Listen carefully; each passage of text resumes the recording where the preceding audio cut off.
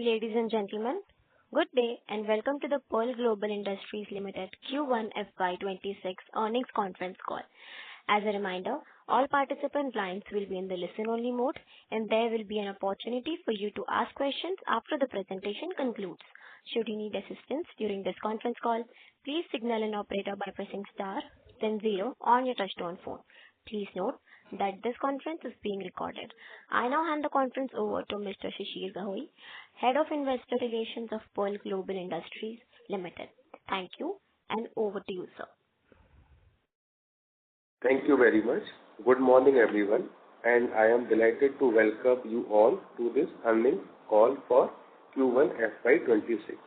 I hope you all had an opportunity to review our press release and the investor presentation, which are available under the investor section of our website, and the same are uploaded on the BSE and NSE website.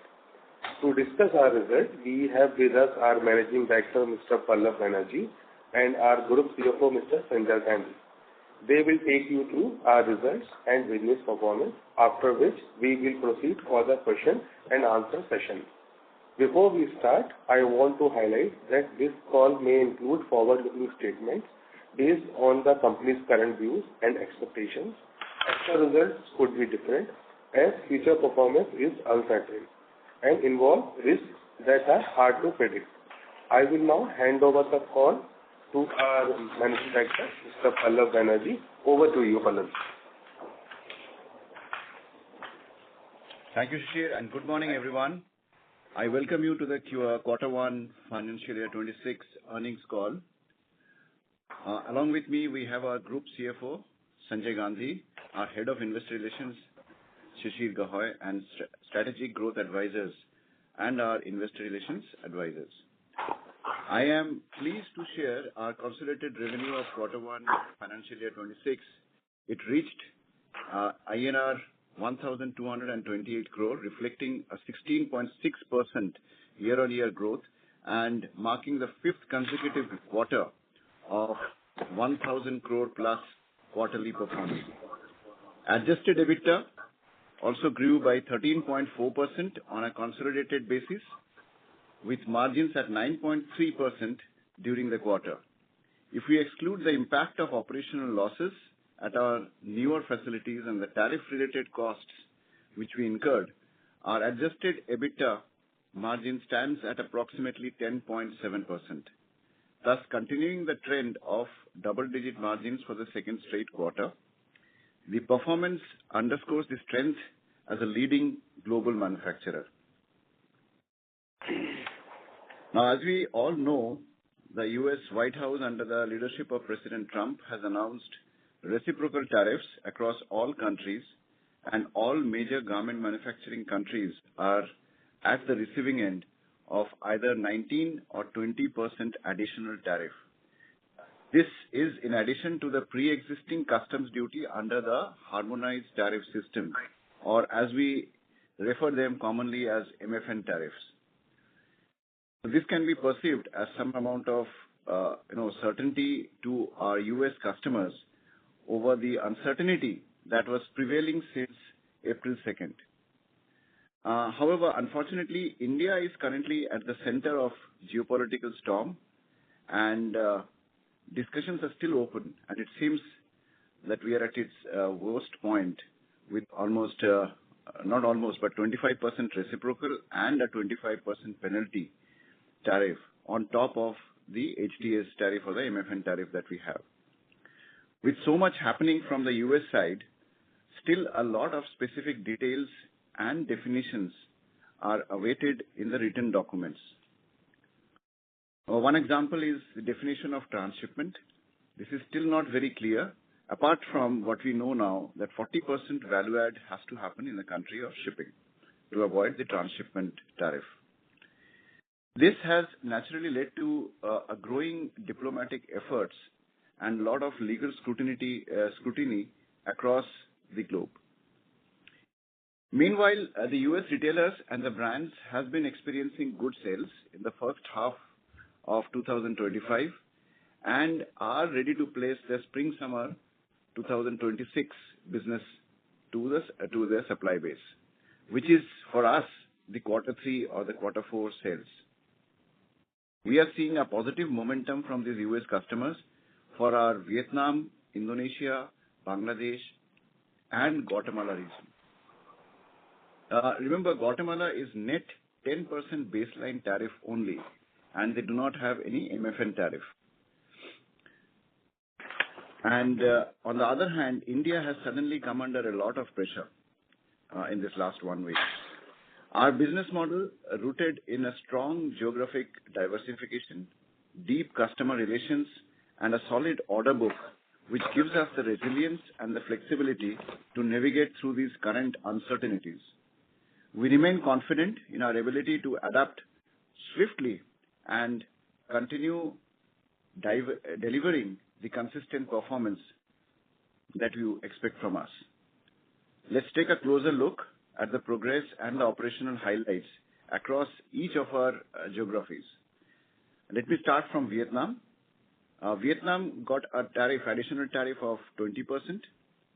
This quarter, we recorded a very healthy revenue growth from our Vietnam operations.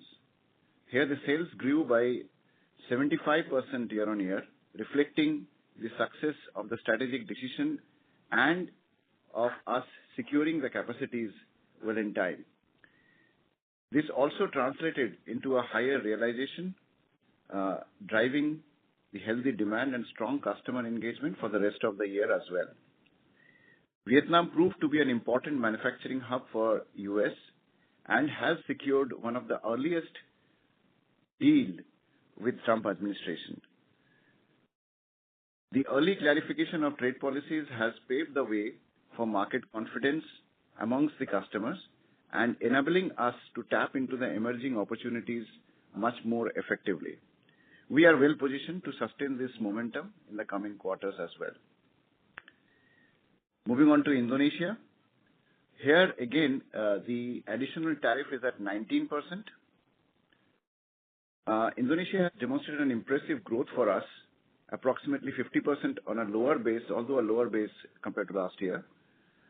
And we continue to regain the business after the relocation of our factory, as you all know.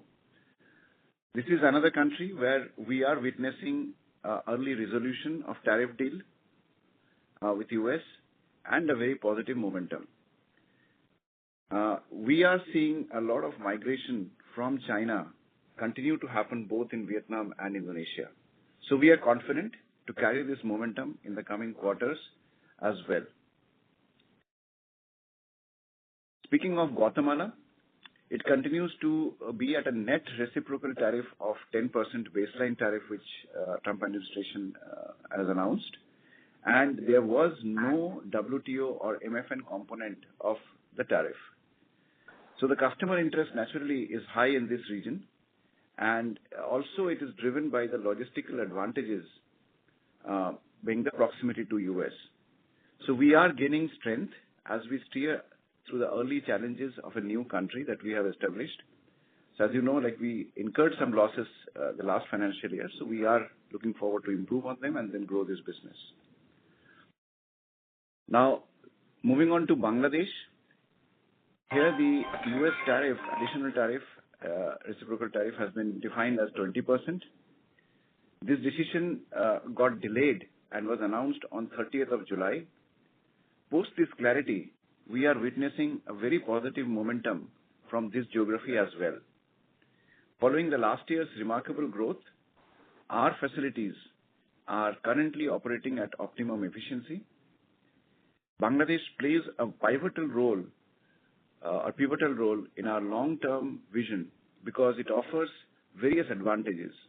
The existing free trade agreements or due to its LDC status to countries like European Union, UK, Australia, China, and its overall competitive costs, higher productivity, skilled labor, and a matured ecosystem of an experienced leadership. So all these things definitely helps us to really leverage the strength of Bangladesh.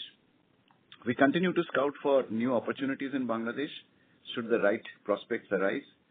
The lower tariff rates compared to the competing markets like India and China strengthen the conviction that we had to expand our footprint in this country. This aligns well with our broader strategy and reaffirms our confidence in Bangladesh's long-term potential as a key garment manufacturing hub. We remain committed to our earlier announced CapEx plan towards capacity expansion and sustainable laundry capacity expansion. This expansion is expected to add additional capacity of 5 to 6 million pieces in our Bangladesh capacity. Now, finally, talking about India, we delivered an encouraging performance in India with an adjusted EBITDA increasing almost 47.2% year-on-year and the margins improving 250 basis points to 7.3% in our Q1 of financial 26, up from the 4.8% last year. Due to change in our customer mix and product mix and some productivity gains, we continue to see significant potential to further expand margins in the India business.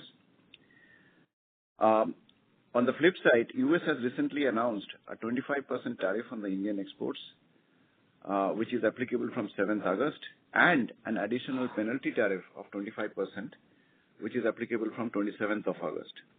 Now, these deadlines offer scopes for negotiations. However, if this situation remains unchanged, we should make our plan, and it will prompt a strategic shift in Pearl Global's manufacturing and marketing approach. In response to these trade barriers, Pearl Global plans to prioritize its other manufacturing hubs such as Vietnam, Bangladesh, Indonesia, and Guatemala for fulfilling the USA orders and to maintain the cost efficiency and the timely deliveries. Meanwhile, the India's manufacturing operations will pivot to focus on the non-US markets, where India produces or India products remain competitive in quality and also in price. However, while we are working out this realignment, the near-term challenges to India operations remains. India constitutes approximately 25% of our top line, and last year we had more than 60% of this 25% business in India from USA. This year, due to the growth in our other markets, this trend is now just above 50%. In this context, also, we must say that the India-UK Free Trade Agreement is a promising opportunity for Indian exporters. Pearl Global has a well-established office and customer relations in the UK market, mainly servicing from our Bangladesh manufacturing and some in India. Now, this is poised for growth as the Indian shipments will get a duty advantage from 2026 onwards. At the same time, we are experiencing a growth in our business with the Japan and Australian customers. Now, to provide an update to our Bihar facilities, 500 machines have already been installed, and the remaining 300 will be added in a phased manner. Depending on the demand, we plan to operate in 2 shifts. Overall, our order books are looking healthy. Despite the global challenges, we are confident of a moderate growth plans that we have highlighted earlier. A recent situation does provide some unusual challenges and simultaneously some significant growth opportunities for Pearl Global. And I'm proud to say that Pearl Global is ready to face them. With that, I will hand over to Sanjay, our Group CFO, who will provide a detailed overview for the Q1 financial year 26. Sanjay, over to you. Thank you, Pallav, and good morning, everyone. Welcome to our Q1 FY26 earnings call. I will now walk you through our financial and operational performance for the quarter ended 30th June 2025. I am pleased to share that we have delivered yet another strong quarter with top-line revenue exceeding INR 1,000 crore. In Q1 FY26, our consolidated revenue stood at INR 1,228 crore, representing a 16.6% year-on-year growth. This growth was led by enhanced contribution from Vietnam and Indonesia, fueled by strong order book and healthy sales volume despite ongoing tariff-related uncertainty. Adjusted EBITDA for the quarter came in at INR 114 crore, a growth of 13.4% year-on-year, with margin at 9.3%. Adjusted EBITDA margin, excluding the impact of operational losses at new facility, Guatemala and Bihar, and tariff costs of INR 11.75 crore, stands at approximately 10.7% in Q1 FY26, continuing the trend of double-digit margin for the second consecutive quarter. PAT in Q1 FY26 grew to INR 66 crore, a growth of 5.9% year-on-year basis. Excluding exceptional item in Q1 FY25, PAT registered a year-on-year growth of 13.5%. Now turning to our standalone financial performance. In Q1 FY26, our revenue stood at INR 267 crore, a marginal decline of 3.4% on year-on-year basis. Historically, our performance in the second half has consistently outpaced the first. However, tariff imposed by US do pose challenge to this trend. As highlighted above, we are working aggressively on realignment of our strategy for our India operations. Adjusted EBITDA rose to INR 20 crore, up by 47.2% year-on-year. Margin also improved by 250 basis points from 4.8% in Q1 FY25 to 7.3% in Q1 FY26 due to change in customer mix and product mix. PAT for standalone business grew to INR 26 crore, a growth of 62.6% on year-on-year basis. As we recalibrate our strategy to adapt to these evolving trade dynamics, it is pertinent to note that US revenue from Indian entity in FY24-25 stands at 16 to 18% of the group revenue, while profit from this business is between 4 to 5% of the group profit. We believe such recalibration strategy, as highlighted above, should help in maintaining the profitability. During the quarter, we received a total dividend of approximately INR 18 crore from Northplate Industries Limited, Bangladesh subsidiary, and Pearl Global Hong Kong subsidiary, in line with the fungibility of cash across group entity. The company has been consistently declaring dividend from subsidiary company in Bangladesh and Hong Kong since FY22. Despite global headwinds and tariff uncertainty, our operational performance remains steady year-on-year. Number of PC shipped rose to 17.2 million in Q1 FY26 from 16.7 million in Q1 FY25. Our average realization for the quarter is higher because of the increased share of Vietnam and Indonesia in the group mix. We have successfully commissioned solar panel installation across 3 key units in Gurgaon manufacturing facility, adding a cumulative capacity of 722.2 kilowatts of clean renewable energy to our operation. Another 2 plants will be commissioned in Q2. When we look at our capex plan, while we have not committed new capex this quarter due to ongoing tariff uncertainties, we have continued to progress with strategic investment. Going forward, we will await stability in tariff environment before pursuing additional capex in our respective geographies. In summary, we have delivered a good quarter of growth while sustaining our margins despite the challenging environment. As we move forward, we remain confident in our strategy and execution capability. Thank you. Now we can open the floor for the question and answer. Thank you very much. We will now begin with the question and answer session.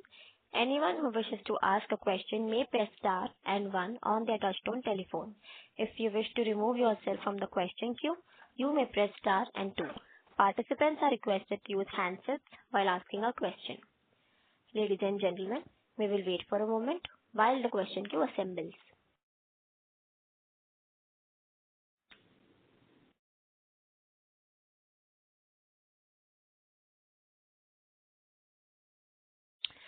The first question is from the line of Bhavya Gandhi from Dalal and Broacha Stock Broking. Please go ahead. Yeah, hi. Thanks for the opportunity and congratulations on the good set of numbers even in a challenging environment. So my first question is regarding the realizations. Sir, how sustainable are these realizations? Because historically we've been guiding for 600 rupees sort of realizations. And in Q1 FY24 we had seen this kind of realizations like 715 odd levels. And then again it started dropping to 650 odd levels. So what would be the average realization one should work out with?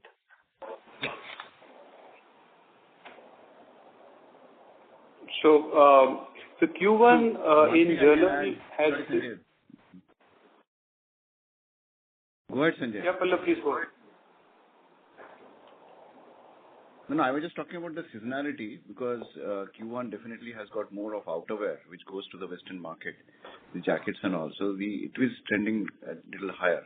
But please add on to it and further explain, Sanjay. No, yes, Pallav, this is in line with what I was about to add. That this fact that, the due to seasonality, Vietnam contribution in Q1 is always more, and as such, the average garment realization in Q1 will be higher than the Q3 or Q4 of the financial year. In this particular year, in this quarter, since Vietnam contribution has even outpaced the previous quarter, the realization has gone high. So when you look at quarter-on-quarter comparison year-on-year going forward also, I think this kind of a level will be sustainable. However, for the full year basis, we have already stated the assumption what we need to take around 625, 650. That level, I think, is something which we still would like to hold on. Fair enough, sir. And sir, Yeah, the second question was addition to regarding... that. Yeah. Yes, sir. Go ahead. No, just a small addition is that we are now making outerwear even in other locations as well.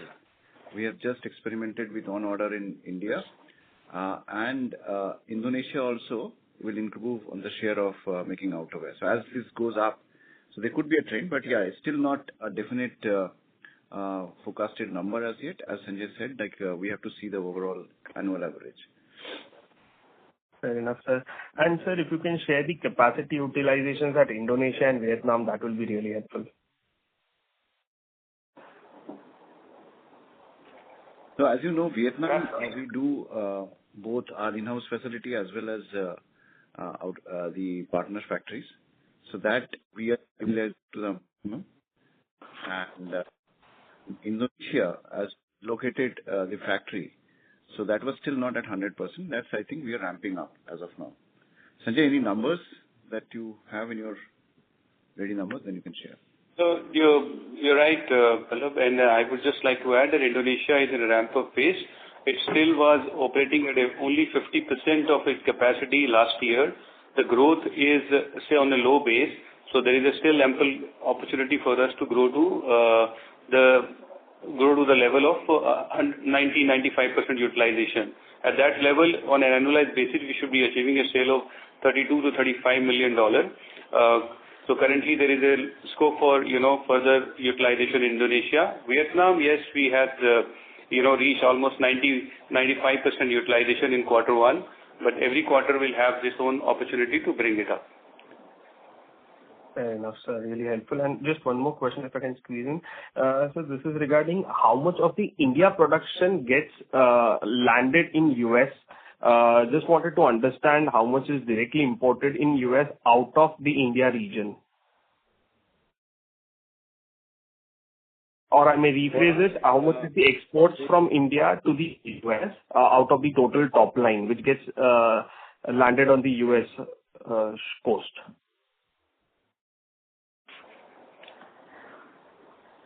So if you look at the math, like India last year did about 25% of our total top line, and close to 60% of India's shipment landed in US. So okay. About, I think that means total number would be coming around close to 15% of our total top line. 15% of the total. And sir, if we were to shift this, because we are truly multi-geography, right? So if we were to shift this, we have only Indonesia, which is slightly underutilized, and somewhat you can ramp up in the Vietnam as well. But if we were to fulfill this demand, do we have additional capacities? Because Bangladesh is at 90% capacity utilization, if I'm not wrong. So how can we transfer those goods to other geographies? So both And in are these plants Bangladesh approved? and Vietnam,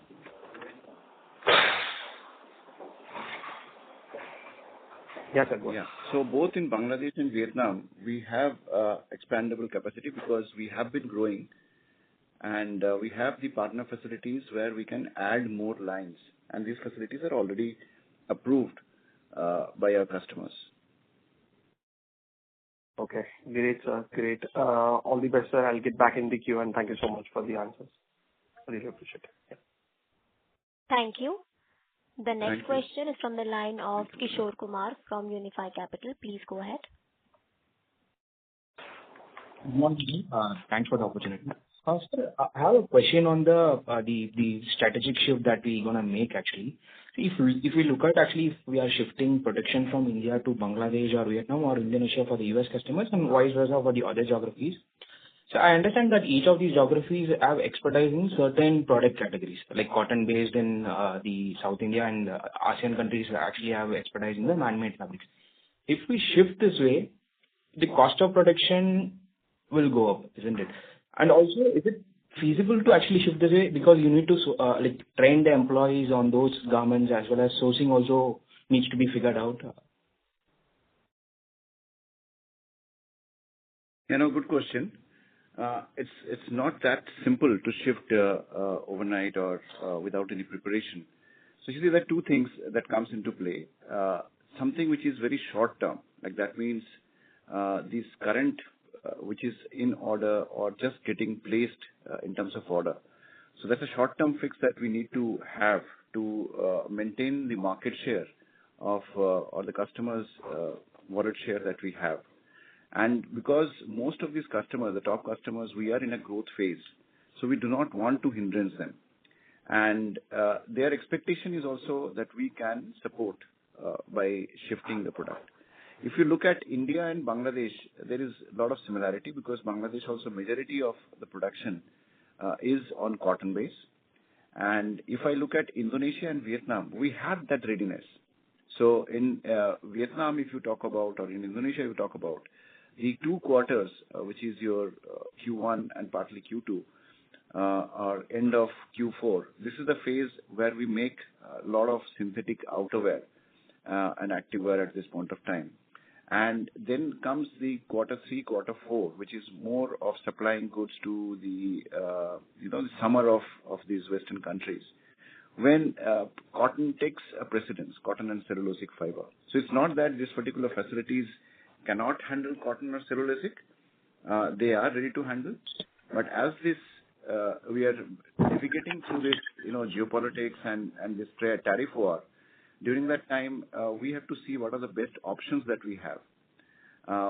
One of the key decision-making factor for these shifts at this point of time would be the availability of raw materials. In case these raw materials are available from the India region or the cotton, then it makes sense to move to some of them to Bangladesh for a short term. For the long term, then we can plan from beginning, like, where do we source the raw material, how do you develop the raw material, the whole market, whole ecosystems can be developed. So there are 2 phases to it, to summarize. One is immediate response for the next immediate 2-3 months, and then the longer term. So both we are working upon as of now. So it's not that we will be shifting 100% of it. We are hopeful that there would be a resolution between India and US, hopefully soon, so that it can be taken. And if it happens, then this production can be made in India as well. So at this point of time, the readiness is very important, and this swift action to gain and to maintain the confidence of our customers is the most important thing. And that I think Pearl is capable of doing. Hopefully I've answered your question. Yeah, pretty much. And on the second question, actually, sir, earlier the deadline was actually on July 9th. So given the significant growth in the Vietnam and Indonesia, is there any front loading of shipments happened to the US actually?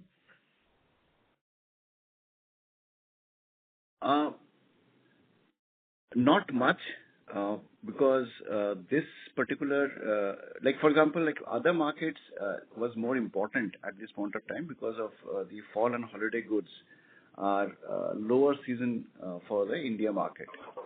And as this extra tariff comes in at a phase where whatever are last goods of fall and holiday which are into production, so we are trying to do that and move it up, but not a huge, massive number. Understood, sir. Understood. My last question is on the guidance actually. Is our guidance on the volume 12 to 14% still intact or any change on that? And what is the full year guidance, sir, if you can give that on the margins and revenues? Thank you.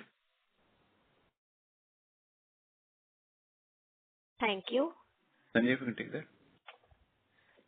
Sir, he has left the queue. Yeah. The next question is from the line of Priken Ramesh Gopani from Capri Global. Please go ahead. Thank you. Thank you so much for the call. And congratulations on a good set of numbers and the resolution. The first thing I want to understand is if we look at our overall capacity, about 20 million is the capacity that we have in India, correct? Or the current production. So of that, you are basically saying about 15% is what goes to the US. Is that how we should read this? No, I think 24.5 million is the capacity in India. 16 to 18% or 15% is a group revenue which goes to USA. Okay. So from India specifically, India, would you be able to almost give about about 50%. Okay, about 50% of India. As of now, we are clocking at 50%.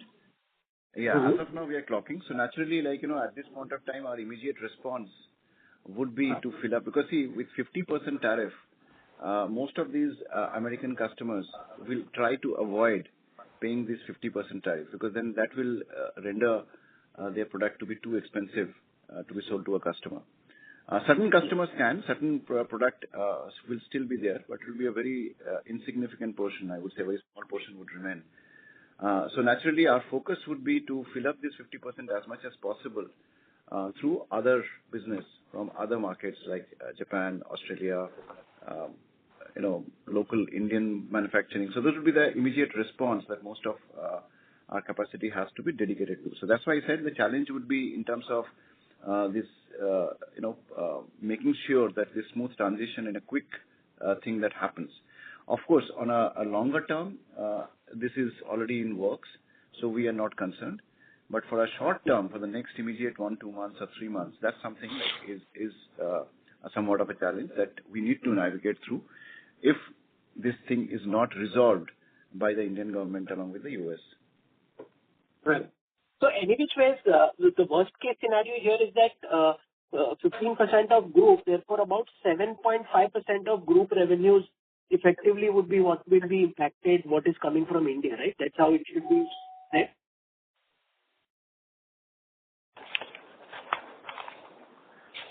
Didn't get that number. Sanjay, can you So explain? basically, at the group level, how much of this impact will be there because of the India business to US? So let me just reframe the answer. So the number 16% of the group revenue is under the discussion for realignment. So your understanding about 16% of group revenue which goes to US is under the group realignment strategy, which is what Mr. Pallab has just mentioned about that. Understood. Okay. That is the one which we need to sort of redirect and move from other countries. That's the got it. And second point is, you did mention that while the revenue contribution is about 15%, the profit contribution is only 4%, is it? Yes, you're right. I mean, profit contribution, if you look at overall India contribution to the group profit, operational profit is also minimal for the reason we have highlighted in our previous calls, which we have been working to improve in India. So as the figures stand at 24-25, that number is 4 to 5% for the group profit after tax. Yeah. Understood. Got it. Very clear. So the second question which I have is with regards to the performance for this quarter. what would have been the impact? Because we did mention that initially part of the tariff increase we had absorbed at our level and then effectively then passed it on to the client thereafter. So what kind of impact did you have to the gross margins in this quarter because of part taking that impact, and how will that change going forward? So, I can mention you the number in quarter one. Quarter one, as I mentioned in my speech, is 11.75 crore. Roughly 0.9% of our group quarter one revenue is what has been impacted the EBITDA in the quarter one itself. Going forward strategy, I request Mr. Pallab to really add on that. So as I mentioned earlier also, this is more of a negotiation process. So when the 10% additional tariff was implemented by US administration, most of these US customers had to immediately absorb that 10% additional tariff and reach out to the supply base and ask to burden share. That means share this extra 10%, whatever amount that we can. They were asking for 50-50, and of course most of the suppliers, most of the supply chain did negotiate.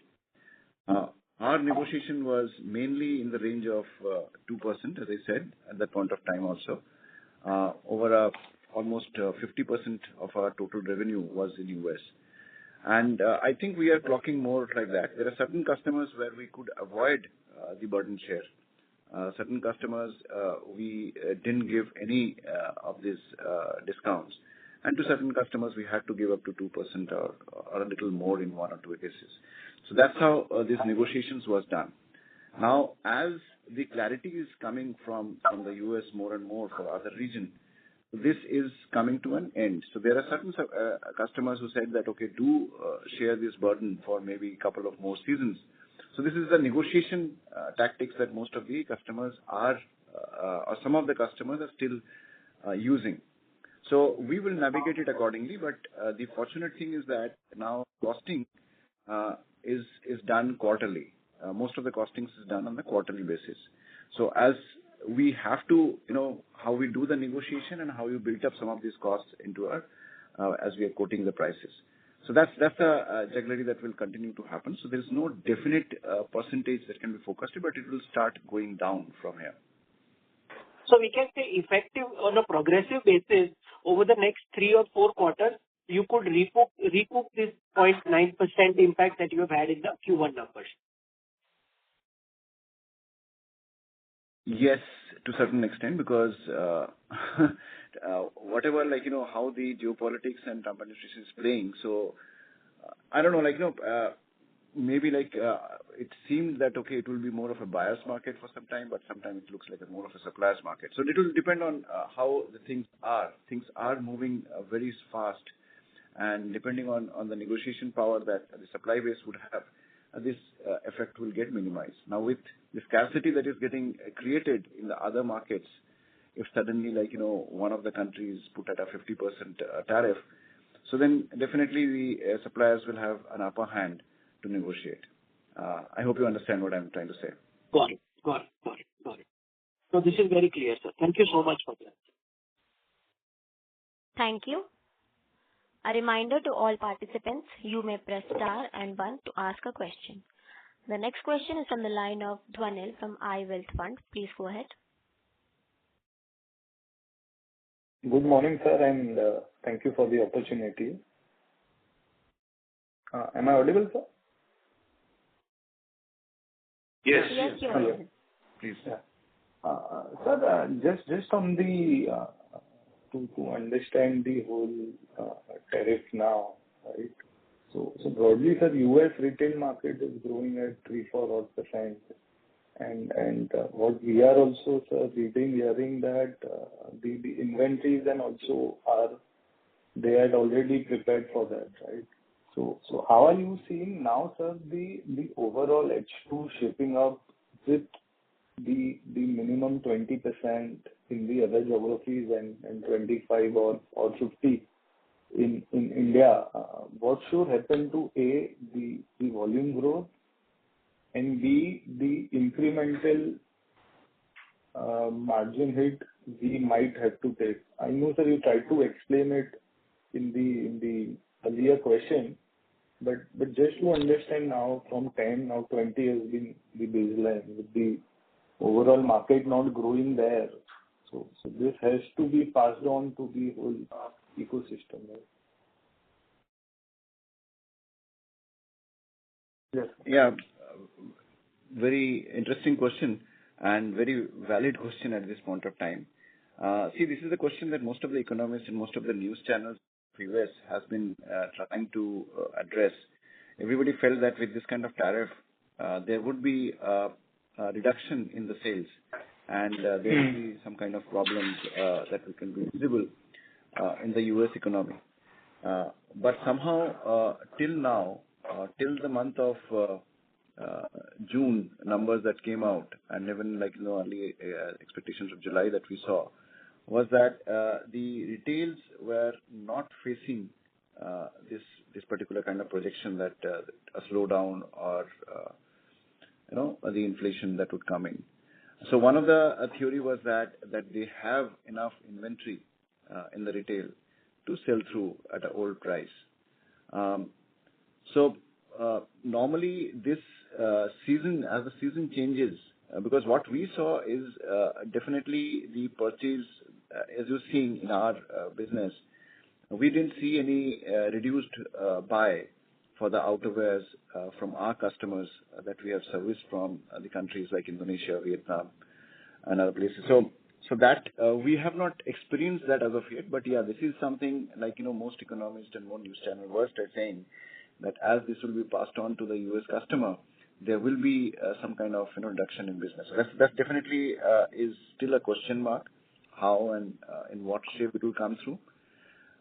Generally, if you see if a 20% additional tariff that these goods are attracting as it lands in US, from my experience, if you talk of average retailer like the common names like Gap and Kohl's and all that we service and PVH and all, so anywhere around 50% or 55% of the final retail realization that they do in the store is the cost of goods.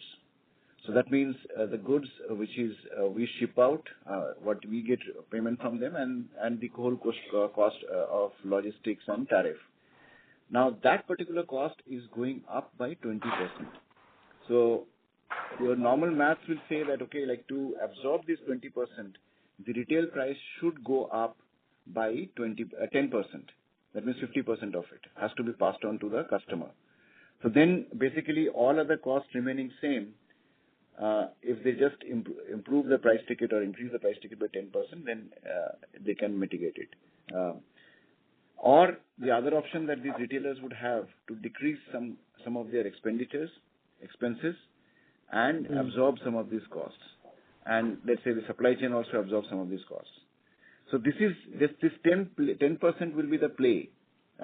So there could be a pressure on their side to minimize the expenditure.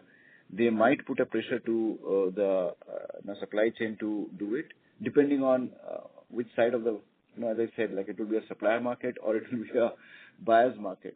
So then that's how the negotiations will go through. I'm just hypothesizing and expanding the thoughts as you are asking the question.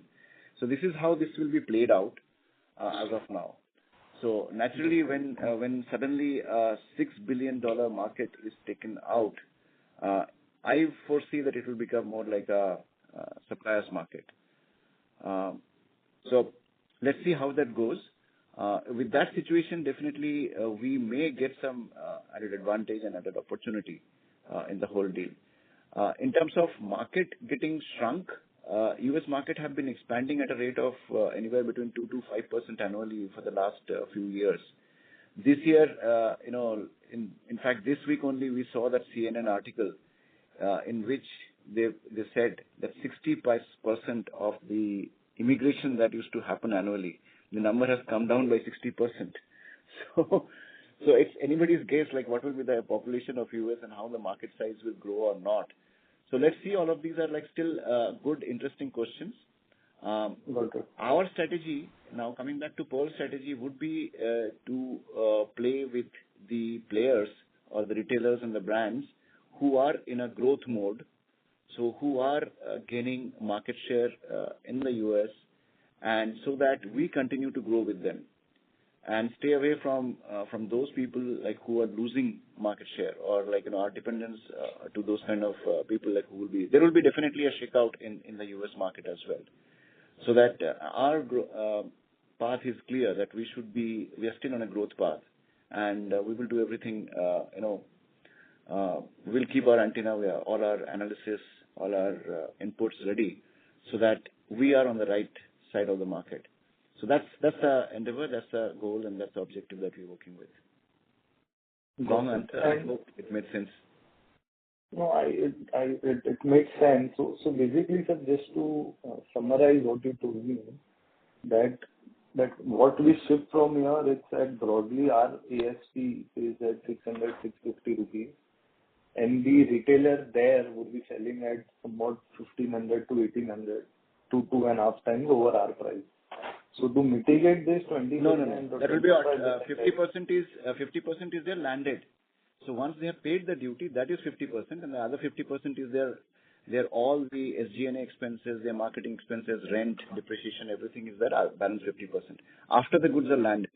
So not the 650 we are talking about. 650 lands at about, used to land about 1.3. Nowadays it will be landing at 1.5. Okay. And then you have to... And there, yeah. So 650 into 1.5, so 9. So around 1900 to 2000 rupees. Got it. So that will be the minimum retail price. Yeah. Minimum. And to mitigate this 20%, they'll have to take this. They have to take 10% of price increase broadly. Yeah.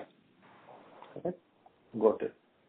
And sir, on the H2 now, right? The last year our volume growth was very healthy, right? So how are you sensing, sir, with the orders? And I think it's little early, but the order book, as I said, 2-3 quarters, Yeah. So the current quarter, we have the order book. That's we are maintaining the trend. There are two things that happens in the quarter-wise, because now as we are growing in the other markets like Japan, Australia and all, so they are not goes as per the US timeline.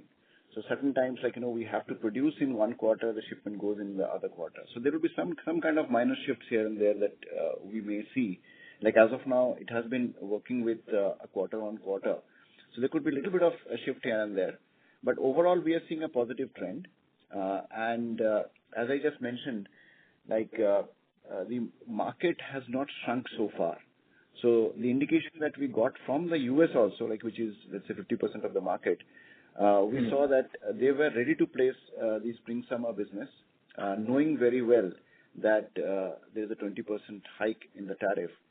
We didn't see, from the customer that we are servicing, we didn't see any significant drop in the numbers as they were projecting it. Now, with this 50% tariff in India, there is definitely a shift and exercise that is going on at this point of time, how much it will be possible to shift and all those things. They will be working out. So far, we haven't seen a huge shift in the US marketing trend or buying trend. Other markets, if you see the number, the import that has happened in Japan or in UK or in European Union in the first 5 to 6 months of this year, it has shown a significant growth, anywhere between double-digit growth. If you see all these three markets that have experienced, US experienced a single-digit growth, almost about 7%. If you see the stats, so with those things, it looks like the kind of fear or the kind of conservatism that was prevailing in the market due to the wars and all are slowing down. So this tariff thing is definitely a B2B kind of problems, but the markets are still not shown the kind of slowdown at the consumer end. Got it, sir. Thank you. Thank you so much, sir. I'll come back in the queue. Thank you. Yeah, thank you. The next question is on the line of Chirag from MS Capital. Please go ahead. Hi, thank you for the opportunity. Am I audible, sir? Hello? Yes, you're audible. Yes. Perfect. Thank you for the opportunity, Pallab, Sanjay. Just two questions, actually. One, the base erosion, the BEPS norms that came into effect in April, that's not applicable to us yet for the Hong Kong entity because of scale. Is that correct? Or is there any other color on that, if you can provide? And, what is your sort of overall guided tax rate from that perspective? If you can start with that. Thanks. Yeah, sure. Thank you so much. Yes, you're right. The base erosion is not applicable as of now to Pearl Group. We still have to reach the threshold limit.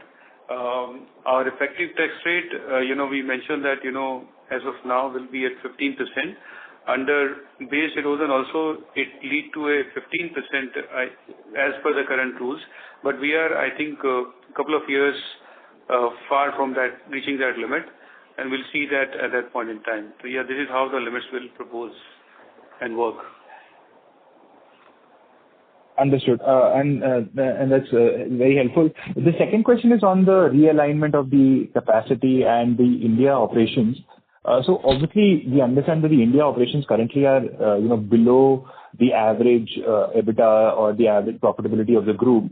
Given that there might be more volume impact here, does that make sense then to assume that there might be some retracing back to sort of a loss-making kind of position in the India entity? Is that possible? Is that something which is on the cards? That's the second question.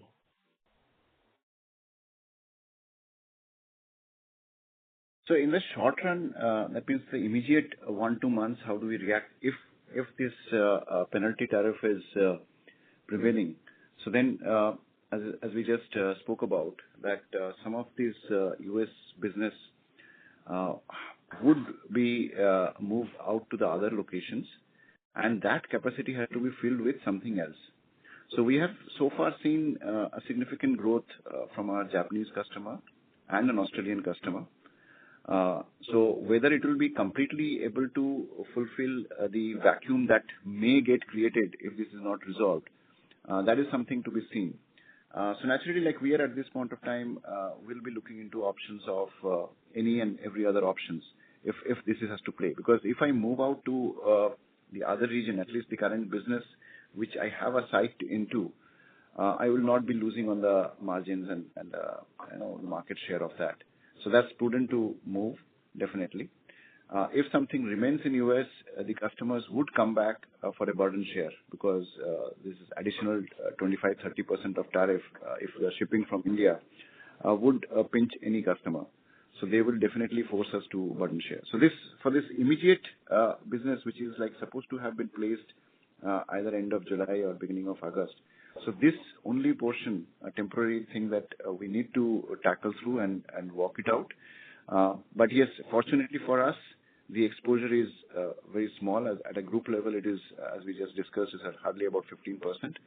So that's something we have to quickly tackle. And we are working definitely full time so that this impact, a negative impact, doesn't come through. So we have to manage the cost as well as this allocation very swiftly and smartly. Understood, Pallab. That is very clear. If a number is, this is a follow-up of this question, if the number is readily available, could you share also as a percentage of the overall OpEx, what does the India entity contribute? So it's 4% of profitability for this piece. But what is it on the OpEx side? If that's available readily, or I can take it offline.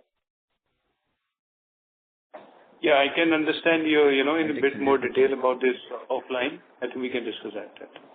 Okay, perfect. Last question, just Pallab, you alluded to the fact that given all the uncertainty and the shakeout, possibly what's going to happen is that there are going to be certain customers in the US who are going to sort of go through their own financial trouble or their own operating trouble, and we are kind of steering clear of that.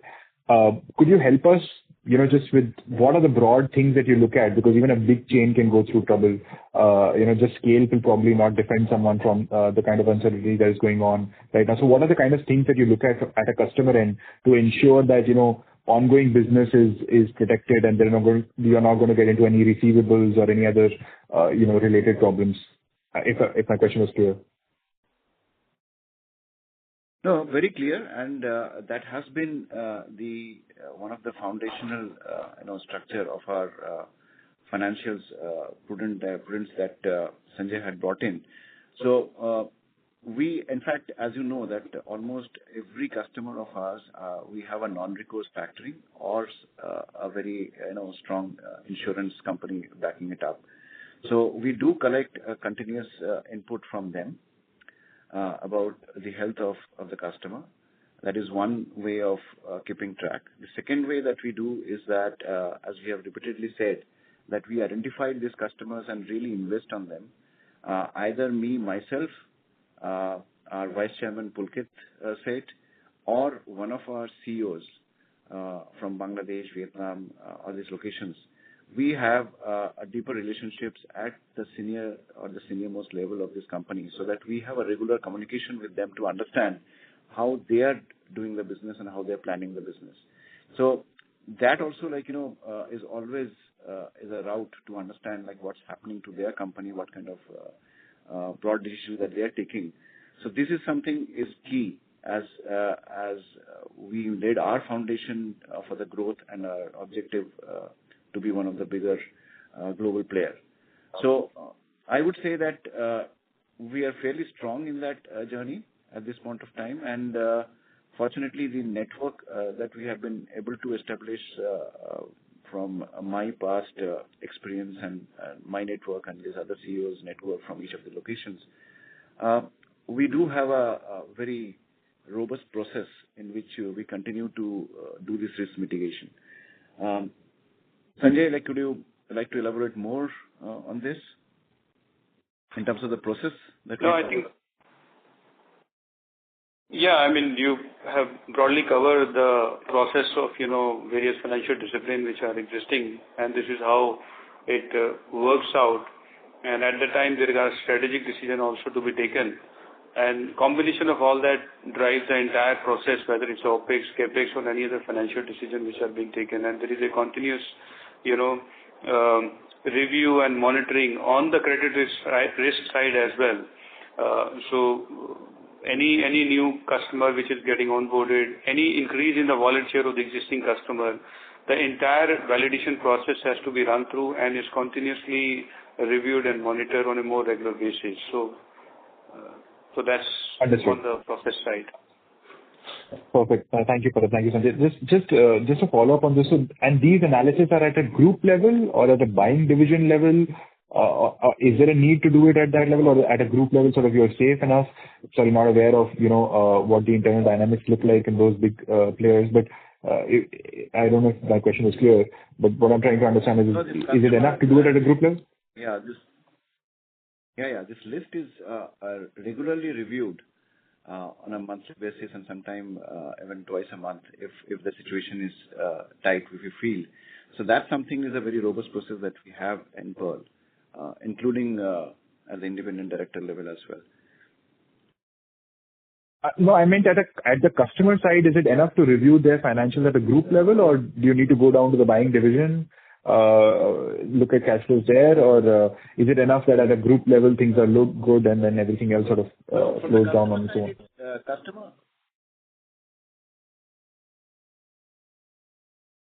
Customers would be, sorry, if I'm understanding the question correctly, they are financial teams. So we do, for example, I have one customer who wants to increase the business at this point of time. And so we are getting our part of the process, the kind of insurers and all.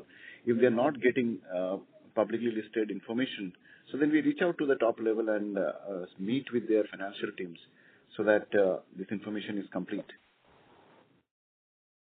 Understood. Perfect. Thank you. Very clear. Thank you so much for the time. Yes, very clear. Thank you so much.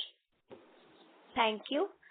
The next question is from the line of Pulkit Singhal from Dalmus Capital Management. Please go ahead. Thank you for the opportunity and congrats on a good set of numbers. It's the diversified business model is clearly coming to the fore at this point. Just a few questions. One is that, I understand you talked about first half in the US being good, but we were also coming from the backdrop of, there was correction of channel inventory in the previous year, and some bit of that was also, coming back. But if tariffs are going to come across all products in the US and it's going to be inflationary, wouldn't that have some level of impact on overall apparel demand? And I'm just thinking that, 20%, let's say, baseline tariffs translate to 6 to 7% at an MRP level for the customer, purely on apparel. And obviously, for all goods, they will be paying some higher level of MRPs. This is provided the entire thing is transferred to the customer. So in your experience, whenever apparel prices have increased so much, what has been the kind of impact?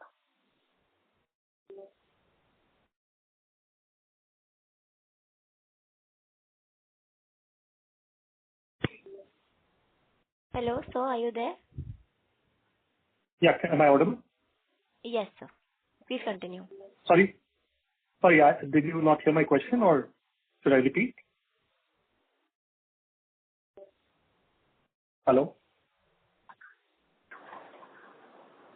Hello. Yeah, Mr. Pallab, we could hear your question. I'm just waiting for Pallab.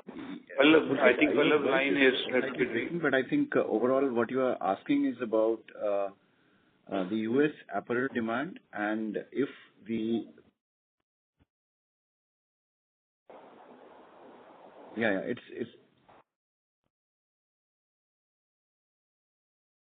is my, can you hear me? Can you hear me? Sorry, your voice is getting cut, Pallab, at my end. Hello, is my voice clear? Am I audible? Mr. Pallab, yes, now it's clear. Please continue.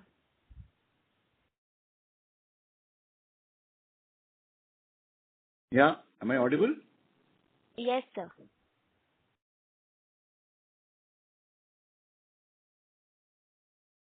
Maybe there's a connection problem at my end. But I understood the question about the US retail price, as well as what could be the appetite in terms of the demand. So two things out here. US, the one is like, we are seeing some changes, like some of the retailers did change the price ticket, where they increased the price ticket, but majority of them have not touched the price ticket as of yet, but decreased the markdown that was prevalent in the market. Hello, am I audible? Yeah. Yeah, okay. So yes, like, your understanding is correct. Like anywhere between 6-7 to a 10% kind of increase would be needed to absorb this 20% if everything has to be passed through to the customer. So the US retailers have got two tools. Either they have to change the price ticket, or they have to do the average markdowns that they do in the market, like while selling the goods. So that has to go down, so that the realization goes up by this many percentage. So that's the obvious maths tells us that. How it will pan out, only time will tell. So far, we have seen the customers that we are shipping to, they have increased their prices, not on all products, but on a certain products, a certain percentage of the products, almost like about 30 to 40% of the products. The price ticket has started changing, or markdowns have started changing already in this last season. So I think as they do it, as they have the sell through, their confidence will go up. Everybody was very skeptical in the beginning. They were not changing their markdowns or the price ticket, and initial reaction was to pressurize the cost from the supply chain. But I think now people are experimenting and getting some data on that. Of course, like I'm not privy to the 100% of the data so far, but yes, what I can see is that the projection that they had given to us for spring-summer season, that showed that confidence in their numbers. We didn't see a major drop. Now, this projection, as it is finally placed to us, I think we are in the middle of the placements. So I think over the next 2 to 3 weeks, we will see the numbers are changing or they are maintaining it. Okay. And secondly, since you're already... Yes. So the second question is, because you already have 20% tariffs in other countries except India, how has been the sharing of, what has been the expectation of how much burden will be shared by the supplier? Because 20% is a huge number. Is there some data you can share? I understand because India is now, they've held back on India, so you're probably not being asked to share as much. But suppose India also settles at 25, then almost all countries are at 20 to 25. So in that case, are suppliers expected to share? See, when this 10% had come in, that's the time almost all the US retailers had started.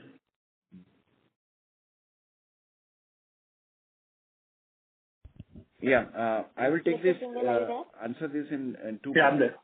So when the first 10%, am I audible? Yes, Palak, please go ahead. Yeah. So as the first 10% was implemented by US, we had a reaction from almost all the US customers to do a burden share. And the negotiation or the discussion that went is that when the final numbers of the Liberation Day will come through, so that's the time we cannot take this. But yes, it is 10%. We offered whatever 1-2% kind of thing that we had offered as a supplier. Now that when this final number has come in, this is now almost about a week old or just over a week old. We have not heard anything from the customer as yet. When the India thing came up of 50% and everybody else at 20%, so that's the time only in the last 24 hours we have heard from one or two customers that what will happen. Either you move it out or you take this additional 25%. So our answer has been clear that, okay, we would first of all move it out because absorbing a 25% doesn't make sense. And naturally, they are also speaking about they can't take this 25%, so they will be counter costing it in some other country. So that's the kind of first reaction, but it is too soon to say to establish an answer to your question because it's just about 24 hours. Only yesterday was the day that this thing started happening. So I don't think everybody has reacted for the specific to India. But the last 7 days of the all over tariff that has been declared, we have not heard back from any of the customers of any additional burden share. Right. No, so the question is if every country is at 20-25. Sorry to interrupt, Mr. Singhal, but I request you to rejoin the queue for the follow-up question. Sure. Thank you. The next question is from the line of Prerna Jhunjhunwala from Elara Securities. Please go ahead. Let's finish this, if I may. Pulkit, what is the extended question that you're asking? Sir, he has left the queue.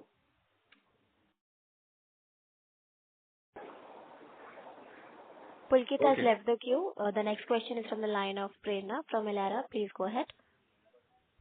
Thank you for the opportunity. Congratulations, sir, on good resilience shown in these tough times.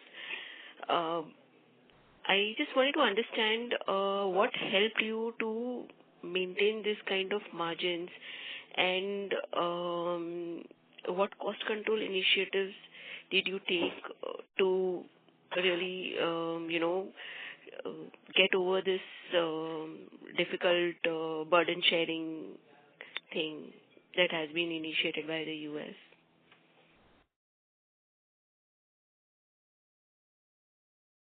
So, if I have to answer that,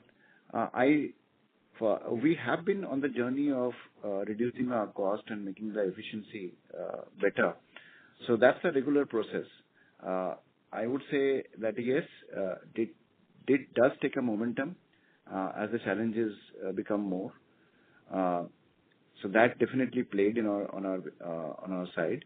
But at the same time, the negotiation that happened, most of these customers came back with a 50% burden share kind of thing. To reduce that to maybe a 1% or a 2% also is something you're in the position of negotiating it because you're not totally reliant on only one market. I think also played in our favor. If the situation had happened 3 years back or 4 years back, then that would have been a different challenge for us, where our dependence on the US market was almost 90%. Fortunately, as the growth happened, we accelerated the growth in the other markets, so that gave us some kind of negotiation power. And because of our diversified presence, and I think the customers also realized that it is prudent to go with a vendor like us who can juggle around. This is the experience during the pandemic time, and with this sudden, tariff war situation that we are in country by country. So that readiness is definitely giving us some extra advantage to do this negotiation. So I would say both sides played equally. One is that the continuous improvement of your efficiency and reduction of cost, and on the other hand, the ability to confidently negotiate as an organization. That's fantastic, sir. So in terms of expanding revenues from other geographies, I think UK, Japan are one of the most attractive ones right now, given the tariff situation. There is we have an FTA with them eventually, with the UK also. So in current scenario, just wanted to understand whether India's cost structure would still give us decent profitability to service UK market, given Bangladesh is at a very strong position in the UK market, given the cost structure.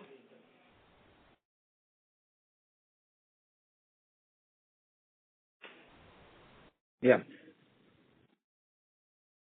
So if I have to say, US is definitely an attractive market because of the size and the opportunity of the various brands where the profitability can vary to a good extent in our favor. So that's why US continues to be an attractive market. I think after US we find Japan as an attractive market, where we see that the quality, if you can get to that 0% quality defect, then it's an attractive market, which is definitely a barrier in the beginning.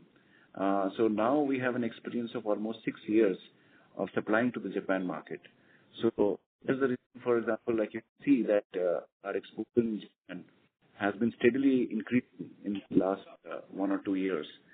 So that's I think is definitely a feather in our cap. And after that comes the Australia and the UK market. Now, Japan, if I'm talking about these brands like Muji, Uniqlo, and certain other brands who are at this point of time experiencing a global growth. And we want to, of course, Uniqlo has already achieved it. We are more with Muji, which is, at this point of time, is a growing brand.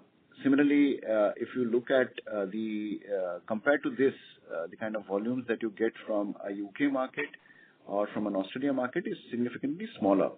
UK is almost about 1/5 or 1/6 of the size of the US market as of now. So naturally, we have a presence in UK market.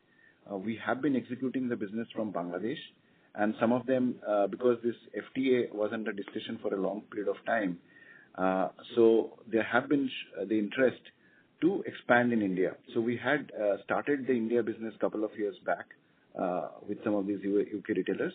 Now they are poised to grow in India as well. Same thing we are experiencing with the European Union.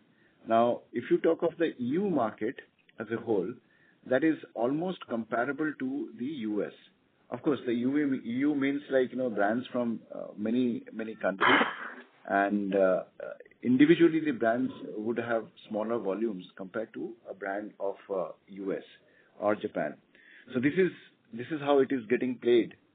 So we definitely are focused to have this footprint, a global footprint. As a result, Japan, Australia, UK, European Union, and we are keeping a watch on the CIS or the Russian market as well.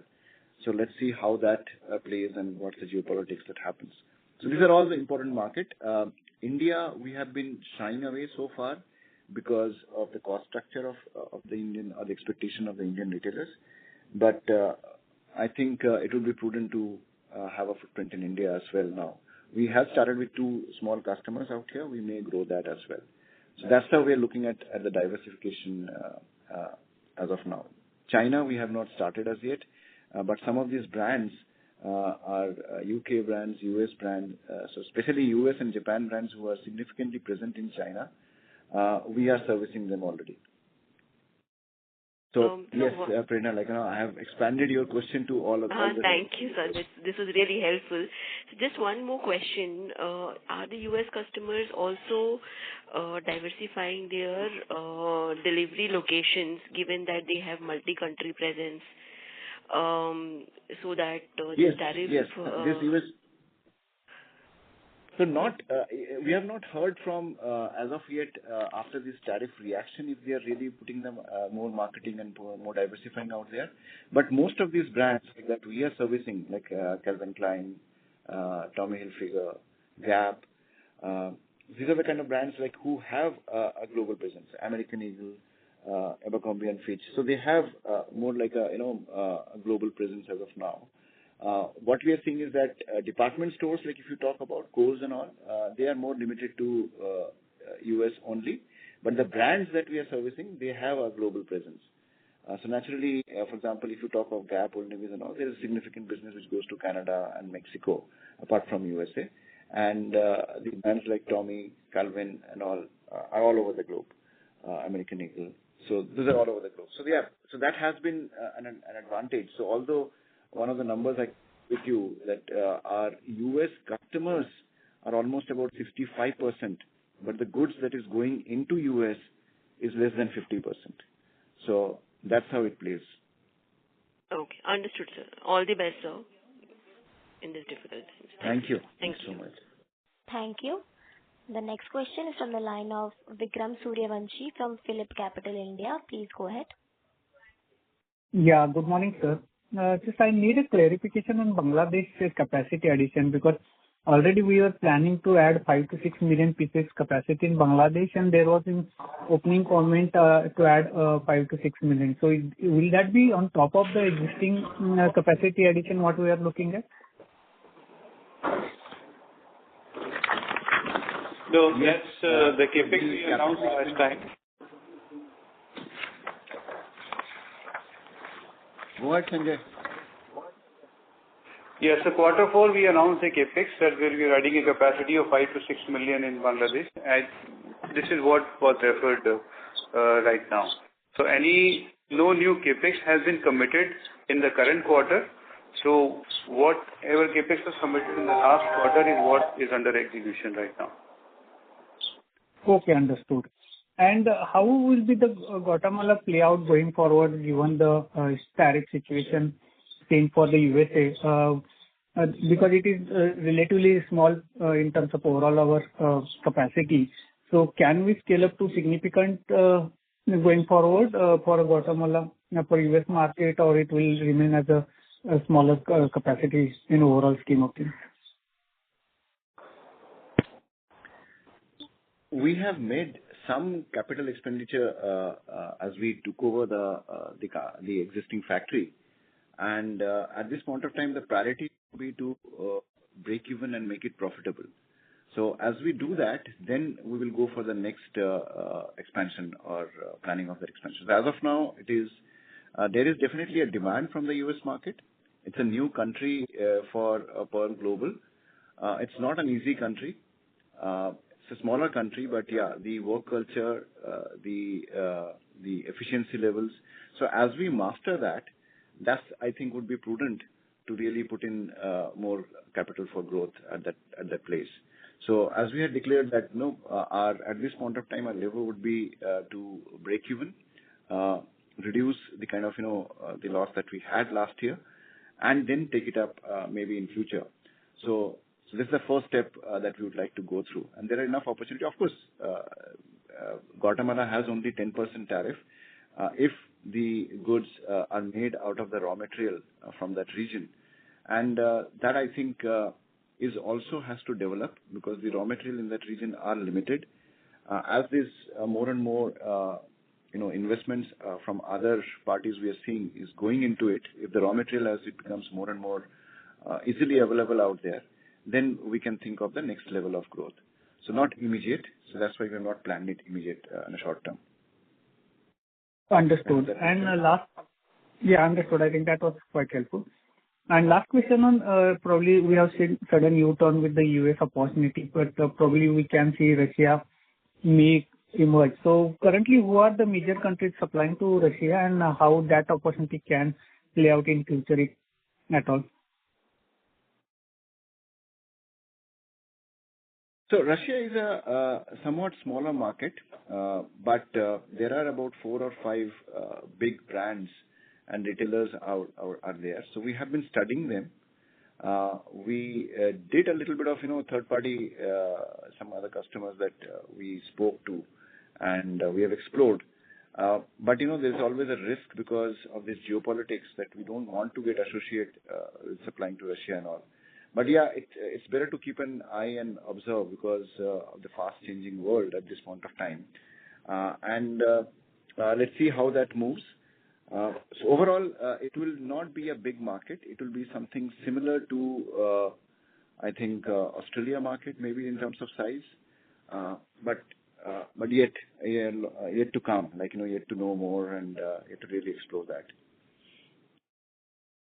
Understood. So, can we put it because EU is important market for us and EU may not like trade with Russia, so it's better to ignore Russia and focus on EU kind of a thing?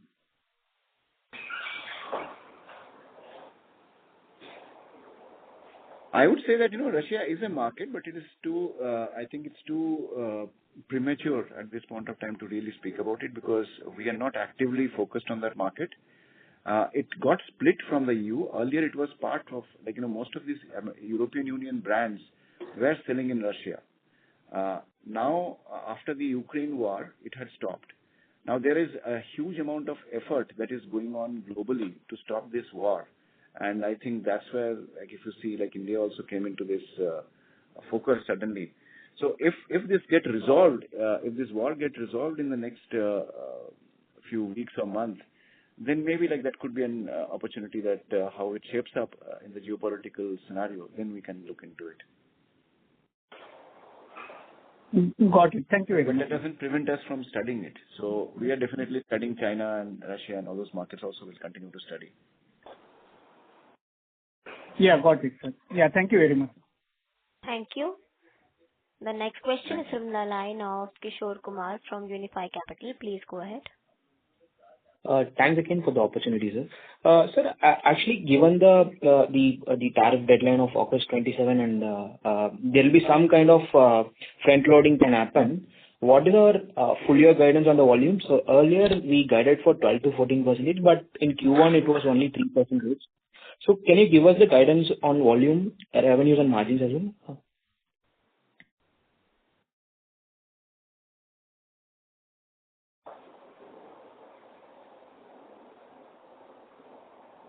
Sanjay, will you take that or should I? Yeah. So I think yearly volume growth is something which we still stick to our the guidance which we are given. We said 12 to 14% CAGR is something which were confident as we started this financial year. I think given the trend where it's gone in the Q1, we have seen the realization going high. So it will be combination of the volume or the realization going high as it seems. But yes, to answer your specific question on the volume front, as we speak, with all the recalibration strategy which is being looked at, I think we are on course to achieve those kind of a CAGR 12 to 14% volume growth, which we have stated earlier. Yeah. So as we get into the H1 of this year and then beginning of H2, I think we can give you much more clear guidelines on that. And on the margin add to that. Yeah, please. Yeah. The add that I can only do is that Pearl Global is ready to take if some opportunity comes up. As we discussed earlier in this call, this kind of a scarcity is being created suddenly for a short term, so that gives an opportunity in the other regions. So these are the kind of readiness that Pearl has, and we will take that opportunity. Last year, the situation in Bangladesh gave us a good opportunity, and we were ready to take it. This year also, if any opportunity comes up, we were ready to take that. Got it, sir.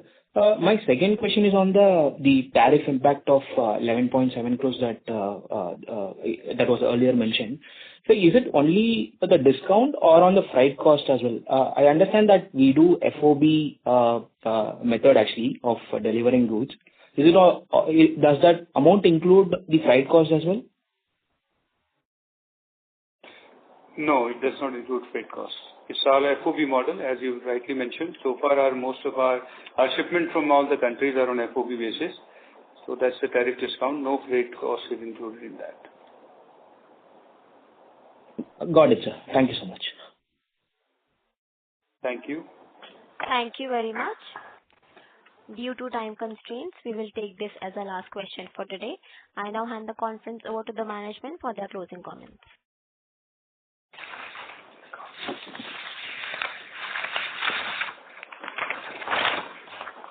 Thank you very much. As we reflect in Q1 FY26, Pearl Global has continued to demonstrate resilience and agility amid tariff challenges and global uncertainties. Our ability to navigate a dynamic and often unpredictable global environment reflects the strength of our diversified business model, strategic foresight, and operational adaptability. Thank you very much. In case of any further queries, kindly reach out to us or Strategic Growth Advisor, our Investor Relations Advisor. Thank you. On behalf of Pearl Global Industries Limited, that concludes this conference. Thank you for joining us, and you may now disconnect your lines.